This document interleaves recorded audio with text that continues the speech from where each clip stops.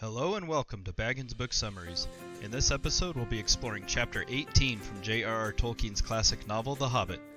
At the end of Chapter 17, the Battle of the Five Armies is raging on, and Bilbo is struck by a stone and falls unconscious.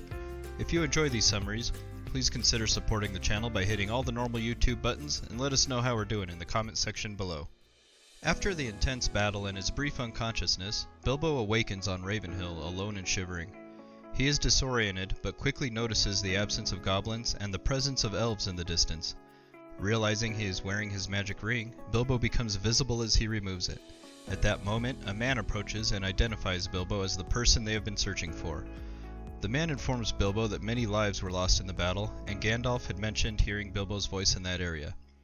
Carrying Bilbo to the camp in Dale, the man reunites him with Gandalf, who is relieved to see Bilbo alive. Inside a tent, Bilbo finds Thorin gravely wounded and on the verge of passing into the afterlife. Thorin expresses his regrets and bids farewell to Bilbo, acknowledging the hobbit's courage and wisdom. Overwhelmed with sorrow, Bilbo weeps and reflects on the bitter outcome.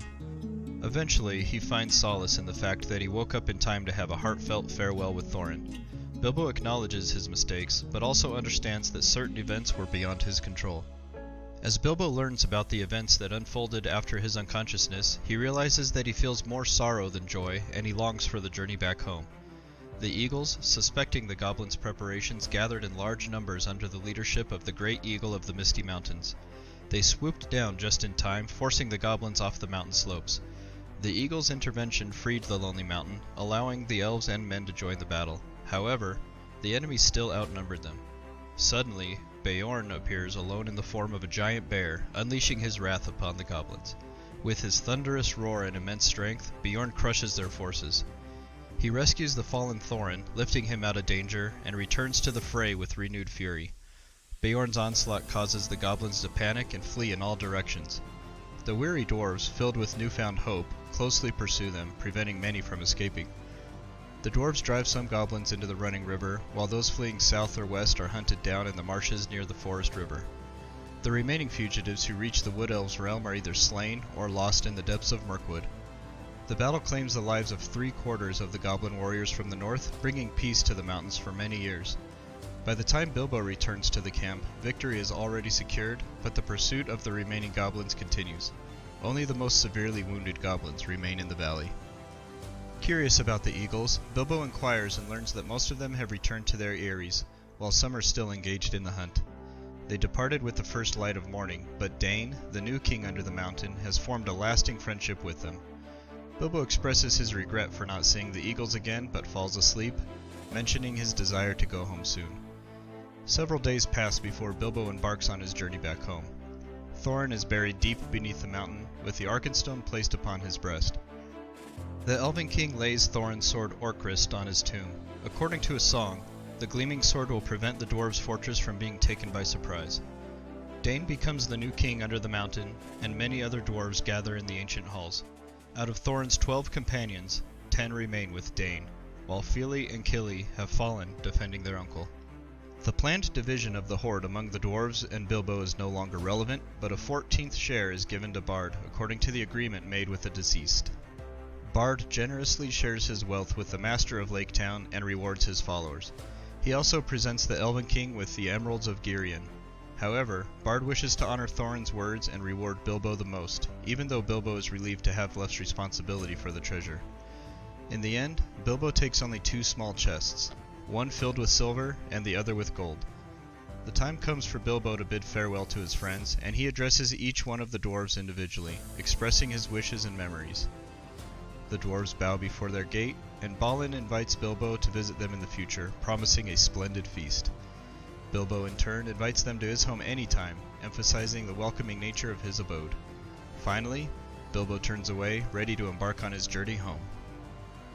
The elf host, although diminished, marches onward, bringing joy to the northern world now that the dragon and goblins have been defeated. Gandalf and Bilbo ride alongside the Elvenking, accompanied by Beorn in his human form, who joyfully sings along their way. As they approach the borders of Mirkwood, they decide not to enter the forest, but instead travel around its northern end, following a safer route along the edge. Gandalf bids farewell to the Elvenking, wishing merriment upon the greenwood, while the king expresses his delight at Gandalf's presence in his halls. Feeling indebted for the hospitality he receives, Bilbo presents the Elvenking with silver and pearl necklace given to him by Dain. The Elvenking accepts the gift, declaring Bilbo an elf friend and blessed. The elves turn toward the forest, and Bilbo sets off on his long journey home. Bilbo faces hardships and adventures on his way back home, but is well protected by Gandalf and Beorn, and never faces great peril again. They travel through the forest and eventually arrive at Beorn's house, where they stay for a while and celebrate a warm and joyful Yuletide. The goblins and wargs are now few and fearful, hiding in deep holes and no longer posing a threat. Beorn becomes a great leader in the region, ruling over a wide land between the mountains and the wood. It is said that his descendants possess the ability to transform into bears, and while some are not noble, most are like Beorn in their hearts.